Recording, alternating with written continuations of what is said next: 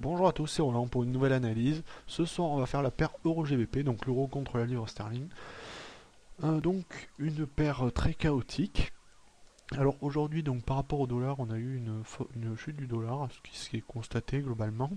Donc, vu qu'on avait déjà fait pas mal d'euro-dollar, du câble, enfin, plein de choses avec du dollar ces derniers temps, faire quelque chose d'un peu différent, donc l'euro-GBP. Et on a une très forte baisse là depuis 4-5 jours, enfin même plutôt depuis une dizaine de jours. On a vraiment une accélération de mouvement baissier.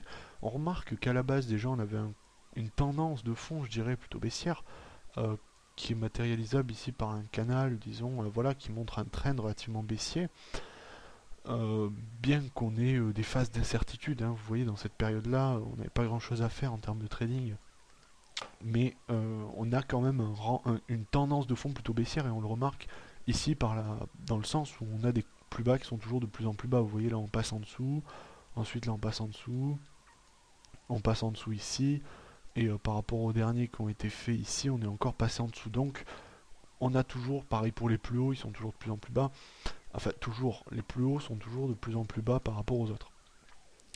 Donc on avait un mouvement de fond baissier, ça c'était avéré.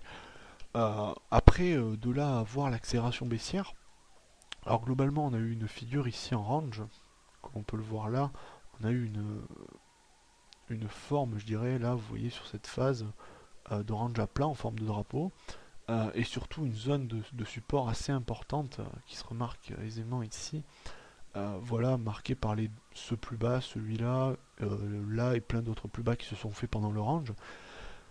Et on a eu une cassure le 12, très forte, qui s'en est suivie par une continuation du mouvement baissier. Alors après on a eu une petite pause, mais on est toujours resté rouge ici, et on est reparti à la baisse encore pour aujourd'hui, ce qui, force est de croire, montre une très grande capacité des baissiers.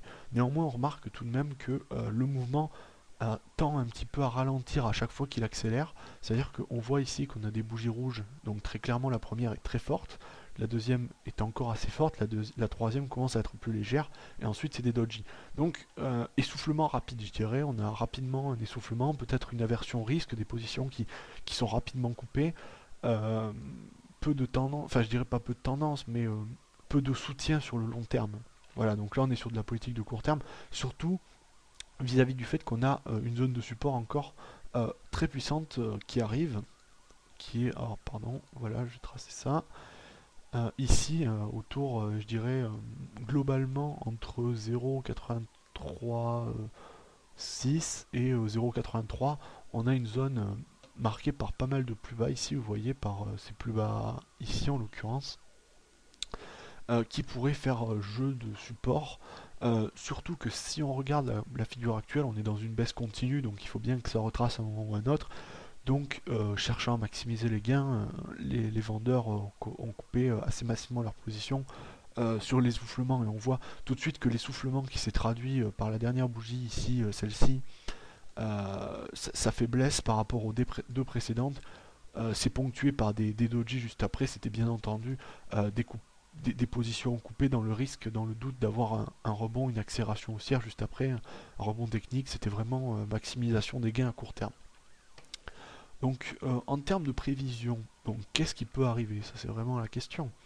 Au fond, euh, on a eu ici, comme je vous l'ai montré ici, une zone de range en forme de drapeau, et on en avait une autre finalement en fait, si on peut la matérialiser. Alors je sais pas si ça va être facile. Non, ça va pas être très joli au tracé, donc on va s'éviter ça. Néanmoins, on peut garder les objectifs théoriques qui étaient formulés donc par cette figure, et on remarque que on est la zone des objectifs théoriques, je dirais, on est proche de cette zone. On arrive bientôt sur la fin globalement, et ça dépend du tracé. Si on veut un tracé, peut-être que le tracé dépend légèrement. Donc en acceptant cette incertitude, on peut se dire que là on est vraiment plus très loin de la fin de la figure. Donc pour moi, à court terme, je pense qu'on va avoir un rebond. Je pense pas que ça dure trop longtemps, surtout dans la mesure où là on est dans une zone vraiment où il y a plein de plus bas, hein, des plus bas plus ou moins historiques, mais enfin pas historiques, mais de longue date. Donc enfin de longue date, c'est des plus bas de l'année quand même, mais enfin de l'année passée, mais C'est quand même des plus bas qui dans la configuration graphique ici sont importants puisqu'ils sont jumelés, ce qui n'était pas beaucoup le cas des plus bas précédents, puisqu'on voit que dans toute la baisse ici, à chaque fois c'est souvent deux trois plus bas maxi, enfin pas deux trois mais un ou deux à chaque fois. Là on a vraiment une zone forte de plus bas. Ensuite on en aura une autre si on descend en dessous, marquée ici, un peu plus large peut-être dans sa caractérisation, entre 0,82,1 et 0,81 à peu près. On aura une zone encore une fois, mais là on aura un peu plus de marge parce que les plus bas ne sont pas aussi synchronisés qu'ils le sont, ce qui donne la largeur de ce canal. Ici on a des plus bas qui sont quand même globalement, et même si on accepte que le plus bas donc extrême n'est pas considéré, on a une zone ici où on a trois plus bas successifs qui peuvent, dans laquelle on est actuellement dans la zone. Donc pour moi, je dis pas qu'il y aura un rebond, je dis pas que ça va rebondir et qu'il faut acheter. Je dis que maintenant, les positions short, si vous en avez, il vaut mieux les couper. Et les positions longues, je les conseille tout simplement pas dans la mesure où on est dans une tendance de fond baissière et que cette baisse s'accélère actuellement. Donc, il faut éviter de jouer le contrarien et se dire ça va rebondir parce qu'il y a des plus bas et parce on a trop baissé. Parce que généralement, ce genre de stratégie ne paye pas dans la mesure où vous allez mettre, si vous serrez le stop, ça va sauter très probablement. Donc, il vaut mieux chercher une stratégie d'attente peut-être. On peut jouer le rebond, c'est pas impossible, mais il faudrait une indication marquée sur cela. C'est pas inenvisageable, mais pour moi, de toute manière, sur moyen terme, la tendance ici maintenant est plutôt orientée baissière si on en croit le canal ici qu'on peut tracer. Vous voyez, on peut facilement tracer un canal, enfin un biseau, un canal haussier qui a été franchi. Donc dans cette période, il a été cassé. Ensuite, on a eu du pullback et on a une accélération baissière. Donc, si on prend les objectifs théoriques du canal, je pense pas que ça serve à grand chose, mais ils sont énormes. Donc, pour moi, le fond est plutôt baissier. Même si, comme je l'avais dit il y a plus longtemps, si on regarde en weekly, on peut avoir aussi des idées haussières dans la mesure, enfin maintenant c'est peut-être plus trop le cas en fait, par rapport à la semaine qu'on a eue, mais avant, comme vous voyez, donc là peut-être, voilà.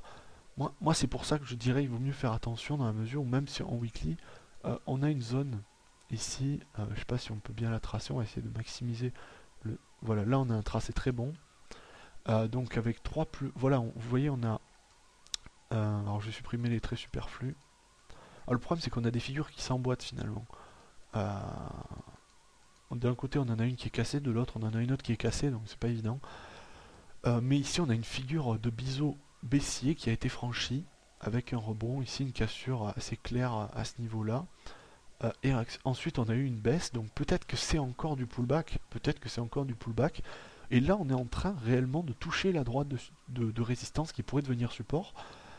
Et auquel cas on repartirait sur une tendance haussière de long terme, vraiment à long terme là, hein, c'est-à-dire pour aller chercher du 3-4 ans quoi, si on en croit la figure.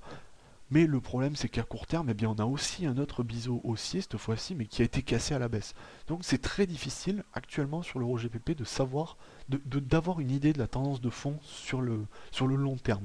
Et donc ça impacte directement le court terme, puisque là on va se dire, est-ce qu'on va plutôt partir dans une dynamique de casser les plus bas, donc on va shorter après des pullbacks sous cassure de support, ou est-ce qu'on va plutôt attendre un niveau opportun de rebond haussier très clair et très fort. Moi je pense que si vous voulez jouer la hausse, il faut l'avoir en weekly. Si vous, en weekly vous n'avez pas une indication très forte, c'est-à-dire que si on n'a pas une bougie très forte haussière sur les semaines, pour jouer le rebond en pullback ici, ça vaut pas la peine. Il vaut mieux s'orienter sur la figure la plus proche, c'est-à-dire le biseau haussier qui a été cassé en journalier pour aller chercher des cassures de plus bas, ce qui me semble le plus intéressant à court terme. Voilà. Donc ça vous a pas appris grand chose sur ce qui va arriver. Je pense qu'il faut attendre encore un peu, savoir si là en weekly on va avoir une bougie verte très forte. Là je pourrais passer haussier, c'est possible, ou savoir si on enfonce. Si on passe plus bas en weekly, là je serais d'avis pour partir dans une tendance de fond baissière encore pour un moment quoi. Mais tant qu'on l'a pas passé, j'ai un doute. Voilà. Bon, j'espère que cette vidéo vous aura plu, et sur ce, bien, je vous dis à bientôt.